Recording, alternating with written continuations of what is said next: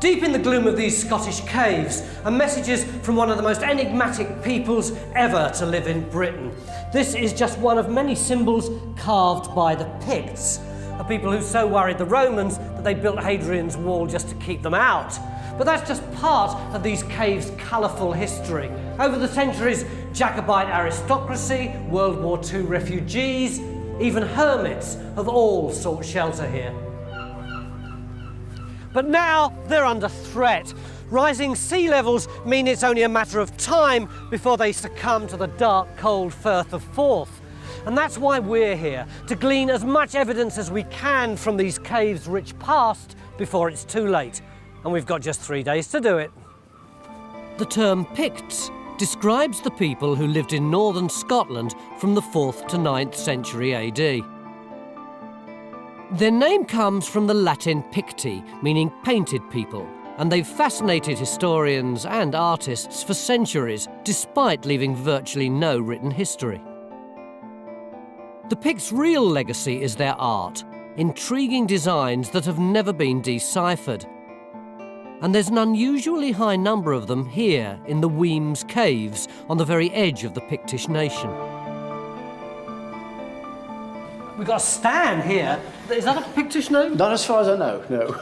No, that's not a Pictish name. But we do have some classic Pictish symbols here. This double disc symbol here is a classic one. What's this one here? Well, that's a salmon. And again, that's probably original. It's probably Pictish, and it's probably dates from perhaps about the 7th or 8th century AD. But this fish over here... What, this one down here? That one there, it's quite different nature and character, and that's probably 19th century in date. We've got 1,500 years or more of carving straight in front of us here. No, that's not a Pictish name. This wall is a chronicle of centuries of human activity here. But we're going to concentrate on these mysterious symbols and the people who made them. The carvings represent years of Pictish presence at Wemyss, and we want to discover if this cave was a communal art gallery or if the Picts who left these marks actually lived here. If they did, we should find some evidence of occupation: charcoal, animal bones, cereal grains and the like.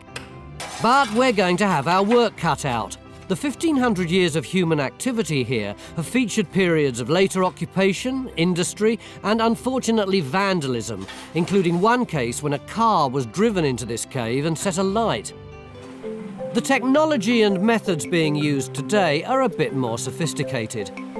As part of an ongoing project implemented by Fife Council, the caves are now being digitally mapped. We're getting a scan of about 5mm resolution here. Well, it's a point every 5mm? Yeah.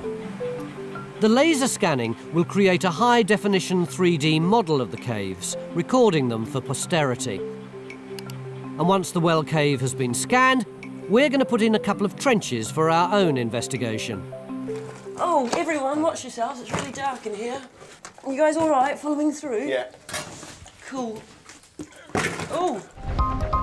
But over at the well cave, the laser scanning has finished, and Bridge and Matt can now start work on the medieval period of Wemyss history. Oh, wow. Look at that. It's awesome. That is incredible. Our first trench in here will investigate the well that gave the cave its name. And in particular, Bridge will be looking for any evidence of medieval occupation, the period when hermits are believed to have lived here. This is the well then over here? Yeah, this is the well over here. So the first trench is going to be around this? It's going to come straight out here, I guess about 1 metre extending from, see the set stones here? Yep. All the way around. Let's set around the edge. The other intriguing aspect of the well cave is this tunnel, which according to folklore leads to the 15th century Macduff's castle over 20 metres above our diggers. But in its current state, it doesn't look a particularly welcoming proposition. It's now down to Matt to try and find archaeological evidence of a medieval man-made passageway. We're going to put a trench sort of against that wall there, halfway into it, and let's see if we get some evidence that people made that hole. You can see here the layers of rock, these sandstone layers, they're very soft. And as the sea pounds against it, it breaks little bits off along these joints here. And every bit it breaks off, it then bashes further against the rock and knocks another bit off. So you get this it's like a huge tumble dryer of pebbles and rocks going round and round and round and scouring into the rock. And if you look, you see just up there on that shelf, can you see there's a whole load of pebbles just there? Yeah, yeah. That's almost just a remnant of that last process of the sea coming in here. Those pebbles are jammed into that rock. Given them a few more years, those pebbles would have brought down that ledge as they were swirled around. The cave would have got bigger.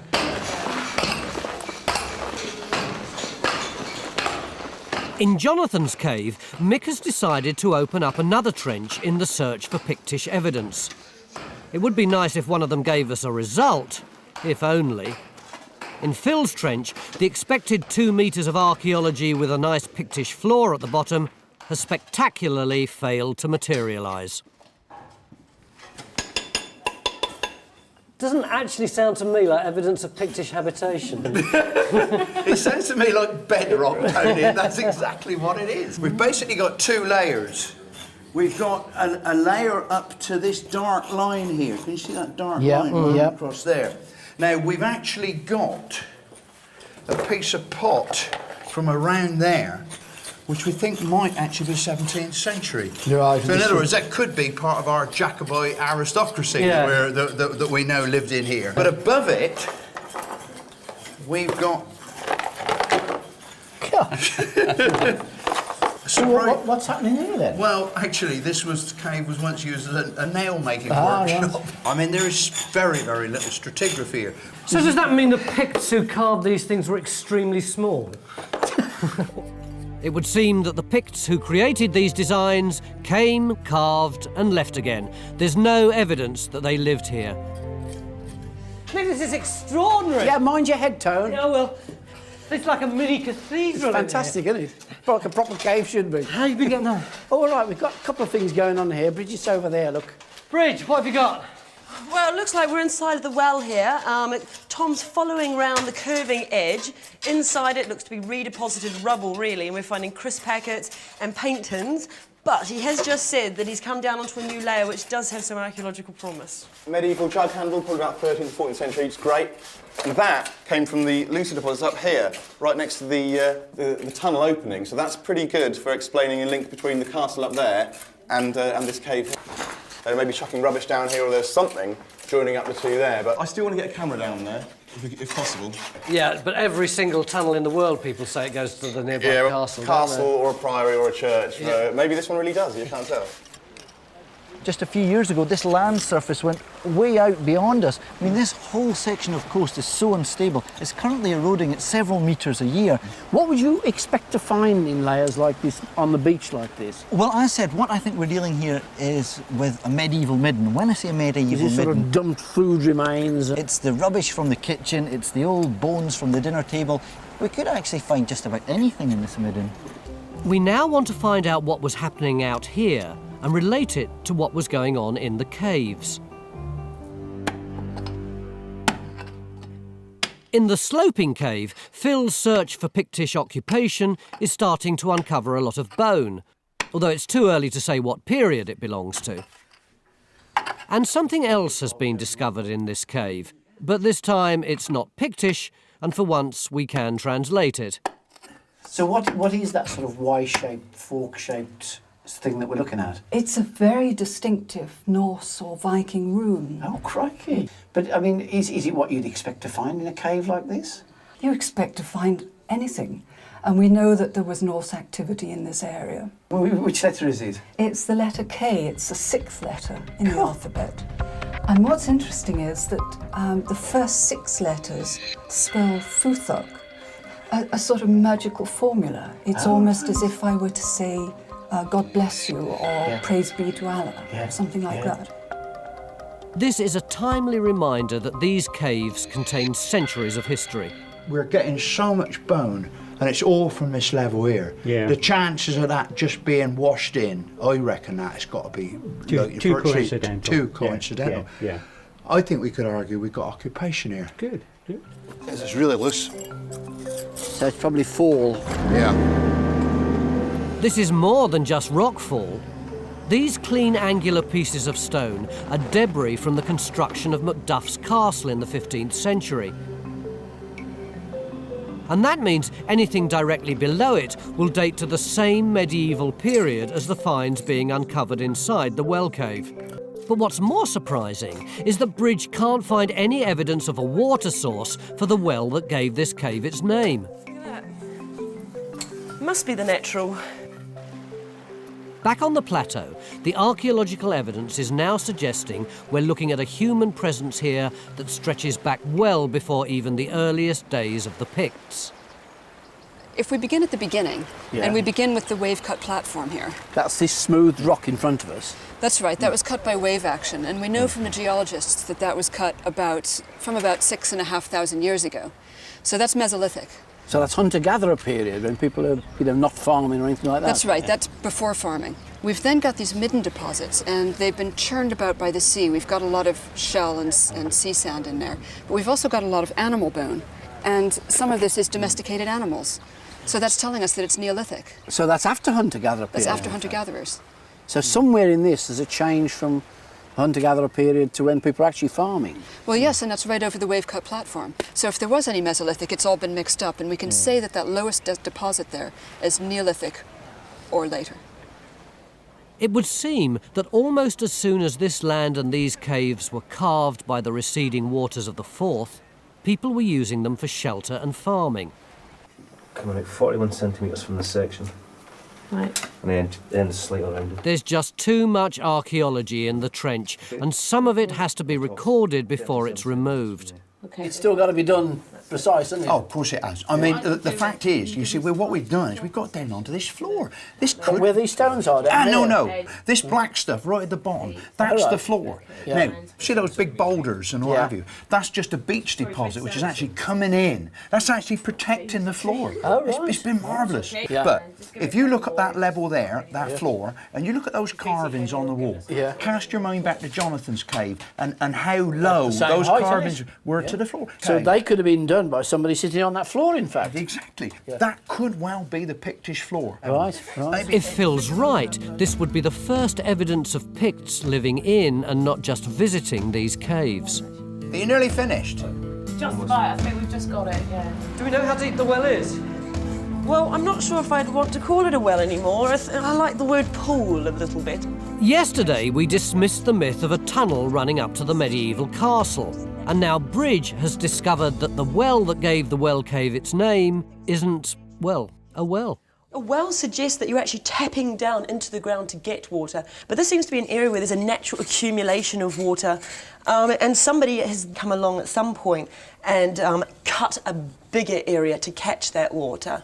If you can see here on the sides, quite sharp edges. And if you had a naturally formed pool, you'd have pebbles scouring round and round and round and round, and you'd have quite vertical edges, and they'd be quite flat. We don't have that here, and it definitely looks like someone has been manipulating, changing the sides. The amount of wear on the step and the effort that's gone into making this pool suggests this was a facility that was in use for a long time.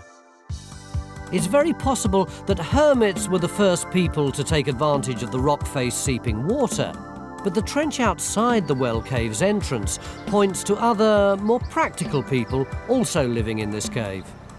And you can actually see in the bottom of this deposit, some lines. Got these very distinct marks, these linear dark features. These are plough marks which are going right across. I didn't dare to hope that's what they were. This neat bit of stratigraphy shows how much the plateau's changed in the last 600 years.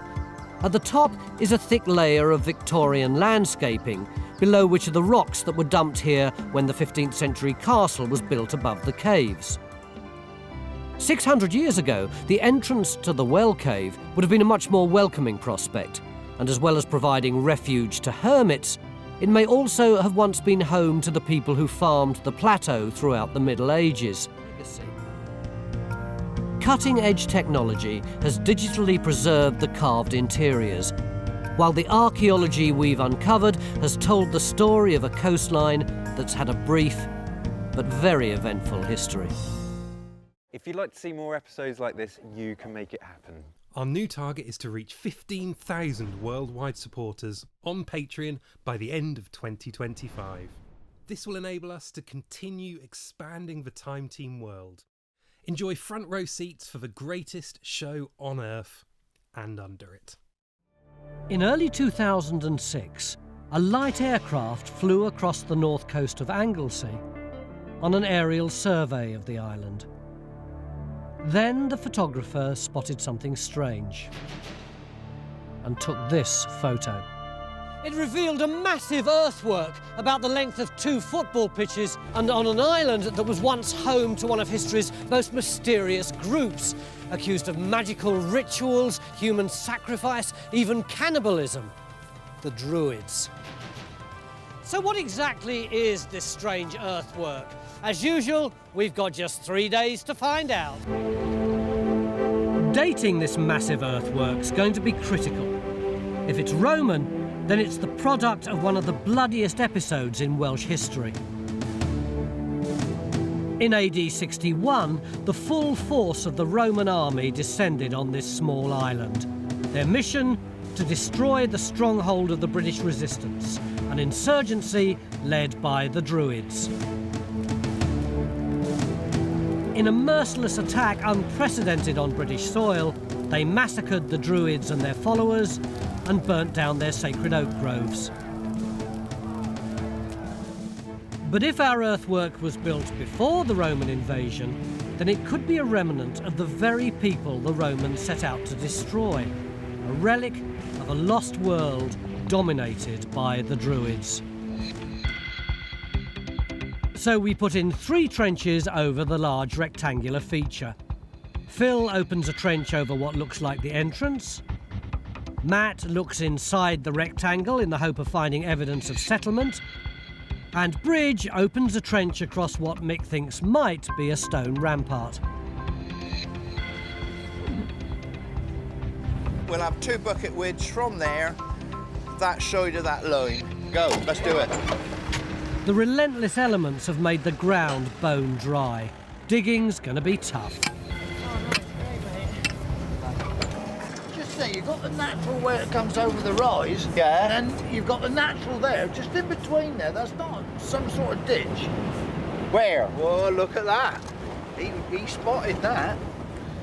He felt it in the finger. You should swap jobs, I think. Hey! Phil, with more than a little help from Ian, has uncovered what appears to be the entrance to the enclosure. The ditch across the front would have made it impossible to approach the entrance directly. It looks defensive, but is it Roman or Iron Age? An imperial fort or the last refuge of the Druids?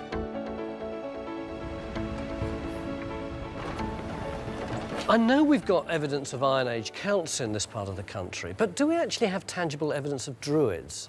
If you go over to another corner of the island, to RAF Valley Anglesey, back in the 1940s, workmen, not archaeologists, discovered in the peat, where there had once been a lake, close on 150 objects of iron and bronze. And we have some replica examples here and some images. This image of a bronze decorative plaque. Think of this as the Mercedes-Benz sign on the front of your fancy car, but put this on the front of your wagon or chariot. And the question is, who was directing the dumping, now let's use a better word, deposition, gifting of these objects, including swords? They'd been bent and broken before they were thrown into the lake. Who was doing that? So this is what Francis would call ritual deposition, just like you have on your own site at Flag Fen over in Cambridgeshire. Yes, absolutely. This is one of the classic ritual sites. Throughout Britain and Europe, you have deposition of offerings into bogs and wet places. It is a religious activity, and it's only towards the end of that period, in the last 3 or so centuries, that it actually gets attributed to the Druids. They were the blokes doing the stuff. From his hilltop home, the Iron Age chieftain who ruled this corner of Anglesey could see the source of his power, economic and spiritual, laid out before him. And he made sure that anyone looking back could see it too. If you remember, the geophys showed another ditch on the outside of the main big ditch. So we put this trench in, and what we discovered wasn't what we thought. It wasn't another ditch. Right. But we came across these big rocks. We found about 5 of these, And they went in a line across the trench here. So I put an extension in. Yeah. And I think that's the foot of a wall. So you got a wall through here? We got a wall. This, in other words, the bank that accompanied the big ditch had a revetment, stone revetment. To stop all this stuff tipping it over? Yes, but I mean, we've just got the bottom of it. It may well have been higher. Yeah. In which case, you could have seen a stone wall down there in the valley, and it would have looked, you know, really spectacular. And it sort of enhances this impression that this is a very high status, important site. It would have looked like a fort on the horizon, wouldn't it? Yes. Yeah, yeah. In an imposing structure like this, we'd expect to find substantial houses. But so far, the only sign of Iron Age occupation is a series of small post holes. They don't look much, but Mick and Francis are impressed. It's probably the best evidence we're going to get for settlement on this site, for actual buildings and structures, isn't it? Yes, but dating them with any precision is impossible, other than by absence of pottery. But they're right in the centre of our enclosure, which is where we know they ought to be. So they're at the centre of power, if you like. And if we could join them all up into coherent pattern, I think we'd find there would be round houses, about sort of 8 metres diameter, thatched roof, that sort of thing. But the posts can't have been very big. They're pretty small. No, but holes. I think the problem is, you see, we're seeing just the bottom bit of the post hole. All the rest of it, the actual foot or more in which the post has been eroded by ploughing across this site. We're right at the bottom of them. So you're happy that there were actually Iron Age people building shelters here, not just putting up fences? Yes. I think it's more than shelters. I Yes, think it's houses. This would be a substantial house, you know, where people have reconstructed. They're quite substantial buildings. And at nearby Mellon Clernon, a team of experimental archaeologists and modern builders are demonstrating just how substantial. Their reconstructions show these were simple but brilliant designs. Carefully placed posts bore the weight of the roof and defined the large communal space. And a thatched roof would have kept out the very worst Welsh weather. It was the perfect house for this hill, a substantial, weatherproof home fit for even the most powerful chieftain. So is the mysterious pit next door another part of this domestic picture? Going down? That's going down? Yeah. Even Francis wouldn't get this excited about a rubbish pit. Oh, this is looking good! Yeah. But hang on, I see another of these yellowy stones just under there. There, yeah. yeah. Right, so what it looks like then, Francis, is a kiss. So it'll be a little grave, possibly, lined with stone, and probably, what, Bronze Age, early Bronze Could be. Age? Well, it certainly is of appropriate size and shape for a crouched inhumation. If you know so much about it, do you really want me to bother and dig it?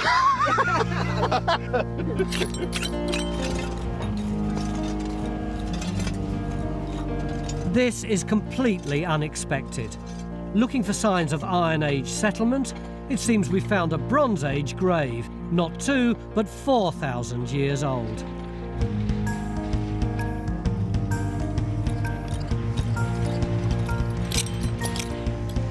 The oval grave was lined with large flat stones. The body would have been curled up inside.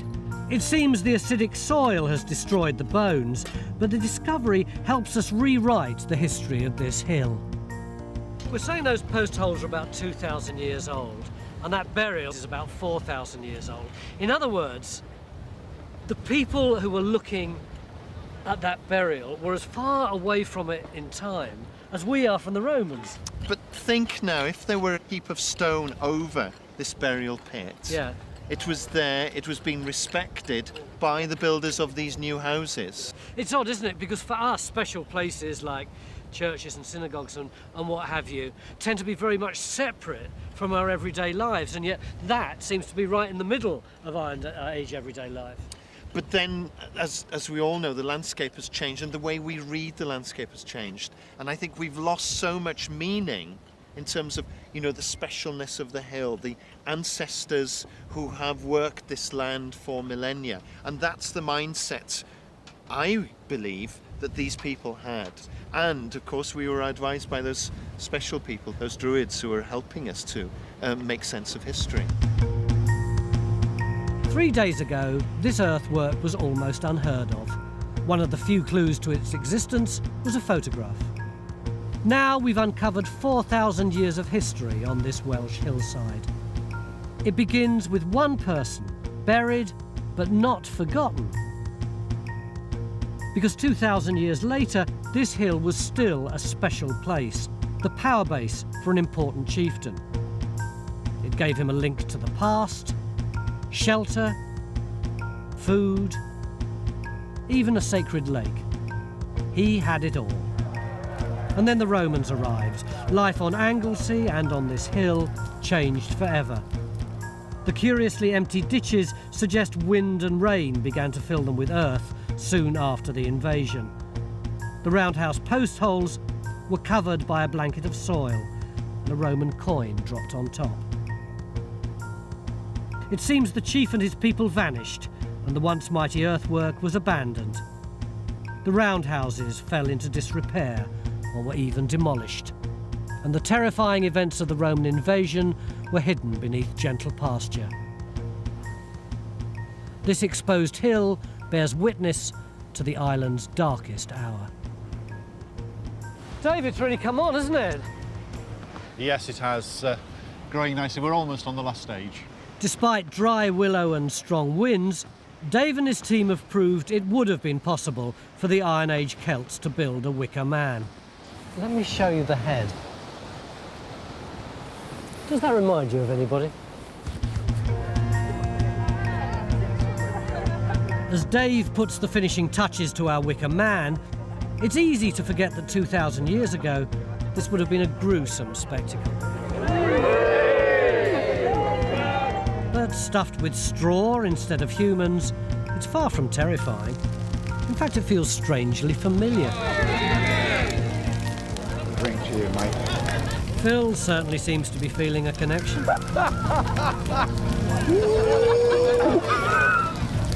It's tempting to find faint echoes of this ancient custom in our modern traditions, from corn dollies and the Green Man to Guy Fawkes. How much of the ancient British way of life did the Romans really destroy? How much do we owe to that elusive elite, the Druids?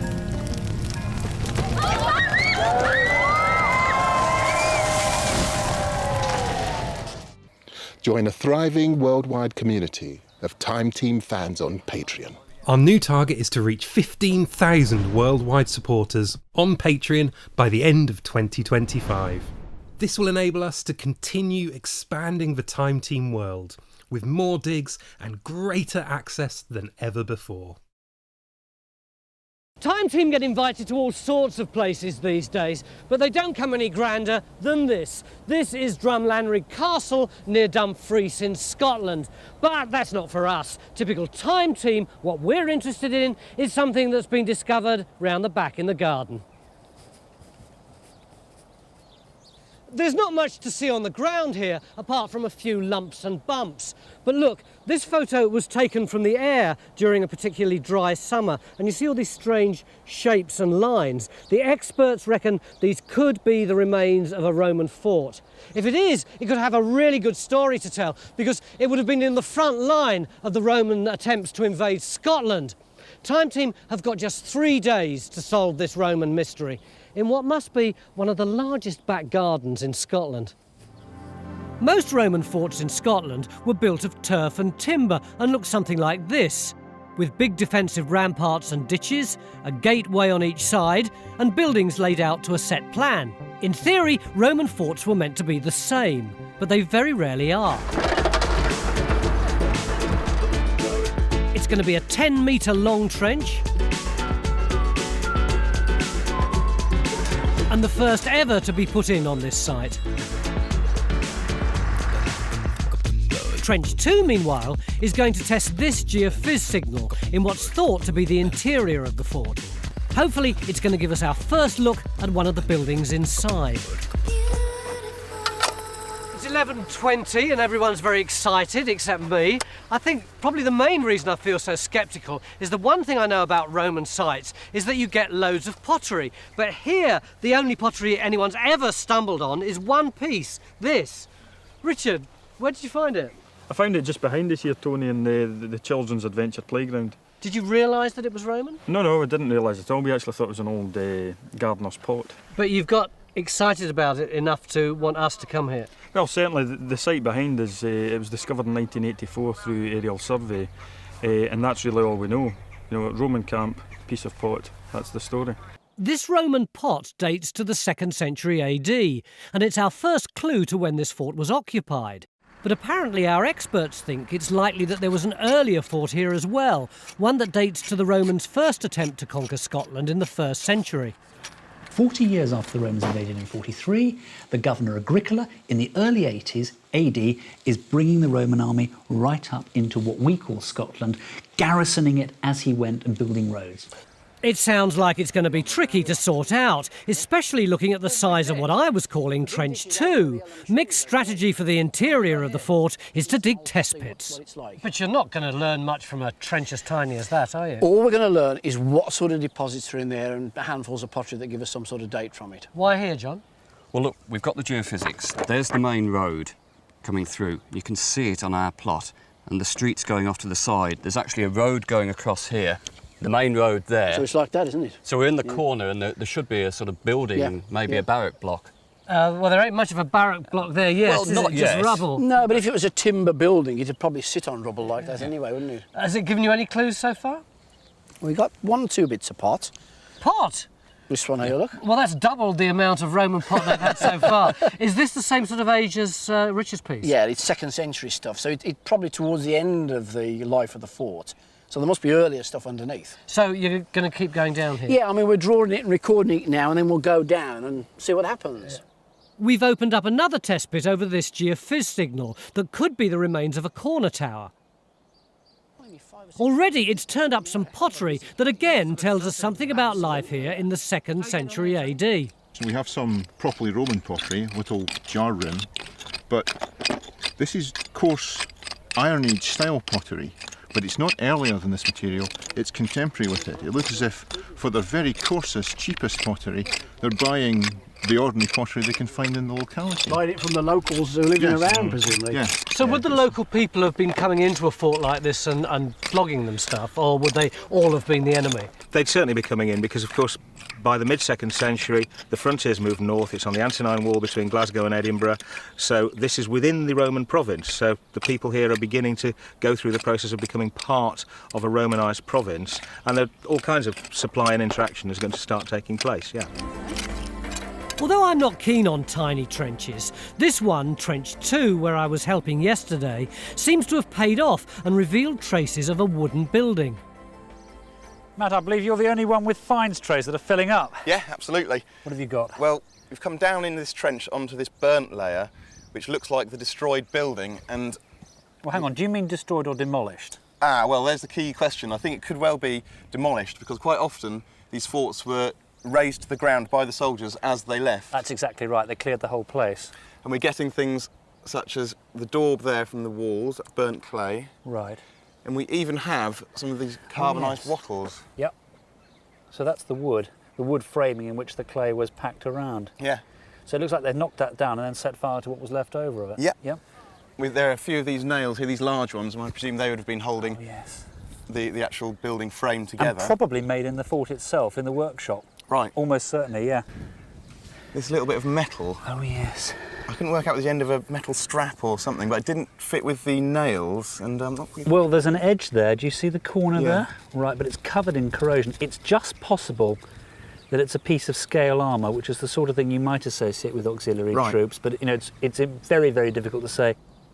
All our evidence so far is building up a picture of the fort in the 2nd century AD. We've got a wooden building with wattle and daub walls, which, due to its position, we think may have been barracks. We're also digging up the remains of what's thought to be a much fancier building made of stone. Richard, apparently one of the really exciting consequences of you inviting us here is that we found the Principia right here. Although that's all I can tell you, because I've no idea what a Principia is. It's the headquarters building, the main administrative centre of the fort, a very elaborate structure. And one of the big surprises we've had is that it seems to be built of stone. Now, that's something we weren't expecting. This looks like it's the Antonine, or the mid-2nd century, around 140 to 160 building. Have a look at this. At the moment, it just looks like rubble to me. But then Guy was expecting me to say that. We're in the courtyard. See this group of people here? Yeah. That's roughly where we are. we're in the middle of a courtyard. What we've just seen where Kerry's digging over there. So where's that? Is this front wall here. Yeah. So, just follow me. Yeah. If I run up here... Come on, Richard. Right, I'm now standing roughly at the entrance to that big hall, OK? So Yeah. stay where you are. I'm now running round the hall, which is a little bit like a small parish church, up to here. Yeah. Round to the back. This is where the shrine is, where the unit standards and valuables are stored. Yeah. All the money, all the gold and silver possessions that some of the officers might have had. Yeah. Right the way up here, down to the end of the hall. Passing rooms that may have contained all the paperwork that recorded the unit, and it's where the soldiers have been stationed, where they had to go, all their duties, that kind of thing. The end of the hall here. Now I'm moving out into the courtyard, so this is the big courtyard area where the commandant might speak to the officers of the unit, call in troops for disciplining or religious services. They had a whole religious calendar they had to follow, dedications to the emperor and everything. Come back to here, okay, and this is the front gate into the headquarters building, and I'm looking out through that, up through the road that leads through the north gate of the fort. Meanwhile, there's no way anyone would confuse this with one of our test pits. It's our 10-metre-long trench across the fort's defences. The news here is that Phil reckons he's found a couple of post holes. What do you think about that? Second post hole to one I had yesterday. Look, there it is. There's the one I've got now. And look, whacking Massive, great post isn't it? hole there. Yeah. Phil's impressed by the sheer scale of the fortifications, but also intrigued to hear Guy's theory that they were probably never attacked. The Romans wanted to fight a particular type of war with their defences, and they liked set-piece battles. But up here in Scotland, you've got various different tribes like the Votadini, the Selgovi, the Novantine. They don't want to fight that kind of war at all. They've got a much looser idea of fighting, and they're not really stupid enough most of the time to come and attack this sort of place. They want to wait out there by drawing the Romans out into the forests and marshes when they're out foraging for food or supplies or on the march, and operate a guerrilla warfare. So the fort will have looked great and be very impressive. But it's no use at all. Well, because the tribesmen weren't stupid enough to come up and attack this. I suppose it's a good way to spend your labour while you're up here, isn't it, really? Just build a fort, chaps. There's nothing worse than a bored soldier or a bored archaeologist, so back to I it. want to carry on, yeah. Yesterday we put in this trench to find the back wall of the 2nd century headquarters building, which isn't clear to see on the geophys plot. The news today is that it hasn't hit the building, but it has turned up lots of Roman finds. And is this what I think it is? Could that be a hobnail? Yes, it's got the big conical head and the curved over tail to it. I told you I wanted to see evidence of one particular soldier, Mick. At last we've got it. The finds are all coming from what seems to be a Roman midden or rubbish dump that was sealed under this cobbly layer. Both seem to date to the 2nd century occupation of the fort. So there's actually quite a lot of archaeology in this trench. But we still want to see more of the headquarters building. Phil? So Phil's opened up another trench. Do you reckon that you're down on top of the headquarters?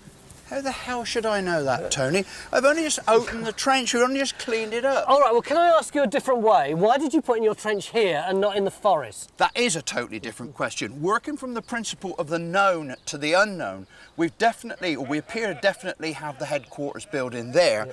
We think we've probably got the corner of it in here. It's quite patchy, this earth, isn't it? Yeah, I mean, this looks like the same destruction stuff we've had elsewhere of sort of charcoal and daub, doesn't it? Yeah, I mean, this is massive burning, really big, heavy burning. But you know, like I say, we've only just opened the trench, Yeah. Mick. You're telling us to go away, aren't you, and leave you to get on with it? I'm trying to be polite. Yeah, I can see that. It didn't work. See you. Now that Phil's working here on the headquarters building, Bridget's in charge of finishing our dig across the fort's defences. And 8, 9. It's about 9 metres. Isn't it? Yes. She's trying to make sense of what's left of the 9-metre wide rampart. Well, the problem with all these turf ramparts is, of course, none of them survive because they're fundamentally unstable. They rot and fall away. So all you've got left is what the Romans chose to leave behind. Now, these fragments of burnt wood are intriguing, and Guy reckons they were used to strengthen the rampart. So they use a series of timbers to frame it and hold it together as it tapers up to the walkway. So all you've got left are the bottom layers and perhaps some of the timbers, which is what those might be, that were used to lace the rampart to frame it. Right, Phil, where's your floor? That one there. Meanwhile, back in the trenches, we've opened up a few more test pits to help us work out the layout of the huge headquarters building that stretches across here. Phil, 6 centimetres different, so same floor again. Oh, that's very good. And the midden, or rubbish pit we discovered here, has got even more interesting. Not only has it produced lots more finds, such as Roman glass, but underneath it we've now revealed an earlier structure. What these look like, to me, is timbers, or the positions of timbers that have rotted away. That's exactly right. Is that what you'd think these were? These are earth-fast timbers, framed together, pegged and jointed together, supporting a superstructure but firmly bedded in the ground, floorboards over the top. Right. So we're looking at an earlier phase of Roman timber buildings, barrack blocks or whatever they are. Yes, it is. It certainly predates the metal surface that we're on. Yeah. But the pottery that came out of it was all 2nd century, so it's part of the second major phase of the site. So there could still be an earlier phase of fort underneath? Absolutely, yes. So even though we've found 2 different layers inside the fort, they both seem to relate to the 2nd century occupation of the site. We're talking about a period of something like 20 years, long enough for turf and timber structures to need repairing or replacing as needs changed. And in the absence of any dating evidence in the bottom of this 3-metre defensive ditch, the feeling is that the 2 phases of ramparts we've unearthed both probably date to the 2nd century too. It looks like any evidence of a 1st century fort, if it's here, will be buried too deep for us to find. Yesterday, you were the one who said you wanted to work outside the fort to see if you could find any evidence of anything really early. How have you done? Well, the thing that I was really excited about was this little ditch here, forms like a triangle. There's the fort, and it seemed to sit on the outside of it. And what I was really interested to know was whether it came on, is it part of an annex coming along here or whatever. So we asked the geophysics to do this area down here. Geophys have surveyed this area, but they can't find any continuation of the ditch, leaving Stuart to conclude that the annex could be shaped like this. But what's an annex for? We don't know a huge amount about annexes. We think that they could have been there and they could have held things like animals that might have been related to the fort, or possibly industrial activity that they didn't want to take place inside the fort. Late 1st century. Gordon reckons this shape could be really significant. He thinks it's identical to an annex found at a fort at Stracathco. Snap. There you are. That's the crop mark at Stracathro. This is the crop mark at Drumlanrig. The little triangular area and the continuation that Stuart was talking about is the equivalent of, shall we say, that area there. Here is the annex, just the same shape, although 4 times bigger than Drumlanrig, and here is the corner of the fort on its side to which it's attached at Stracathro. Exact parallel. Stracathco is classified as a definite 1st century site, and Gordon now thinks that this could be proof of the same early occupation at Drumlanrig. Is what you're saying that the best evidence for 1st century activity is this annex? That's is that right. what you're saying? In terms of structure, yes, at the moment. So you found something really good and you didn't even know. That's why I was so excited. Geophys's completed survey has revealed lots more buried archaeology for the experts to think about, and it can now be studied against our 3D model of the site. But most importantly, what the Geophys plot has given us is a much clearer idea about the layout of the 2nd century fort. We can put on the ramparts and the ditches. Now we know about those, obviously. Phil's dug the trench right the way through it, so we've got a pretty good idea of that. Now we've got the headquarters building, which Kerry and the others have been opening the trenches up across, so we know that building's there, and it's pretty clear from the geophysics. Now that's the nodal point, if you like, and from this everything else pans off. So we can put in the other buildings according to the geophysics. That's very good, isn't it? Yeah. You can really see those in the geophysics. So there's the barracks, probably for the infantry. There's our headquarters building. I put granaries here and a commandant's house, but to be honest, we really can't be certain about exactly where those were on this fort.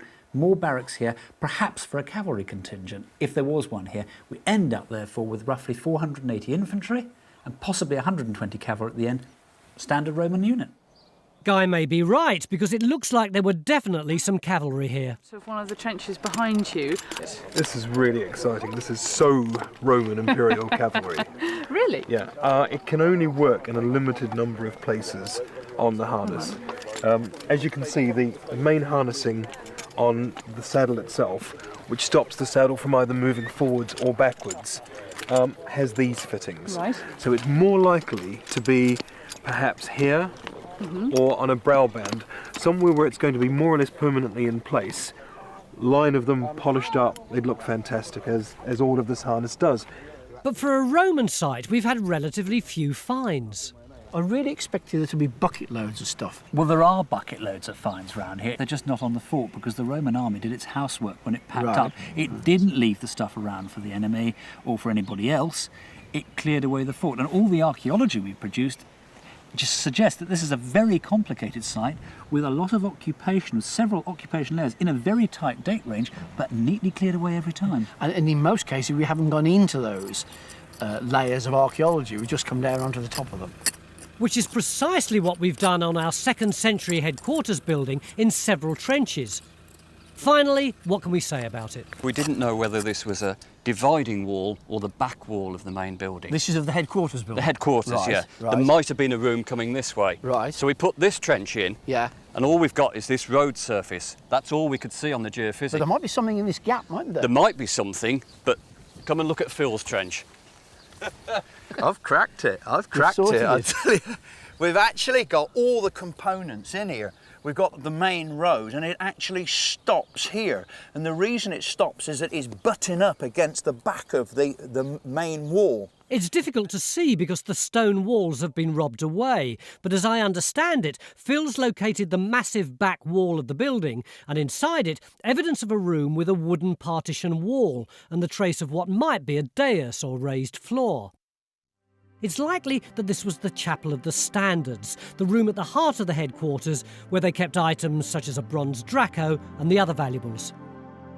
And as we found lots of evidence of burning within this huge building, it seems likely that the Roman soldiers set fire to the headquarters just as they did to the wooden buildings, before leaving Western Scotland for the last time and withdrawing to Hadrian's Wall around 160 AD. We've got it. We cracked it. And all the result of the geophys. Join Time Team on Patreon to access exclusive 3D models, masterclasses and behind-the-scenes insights.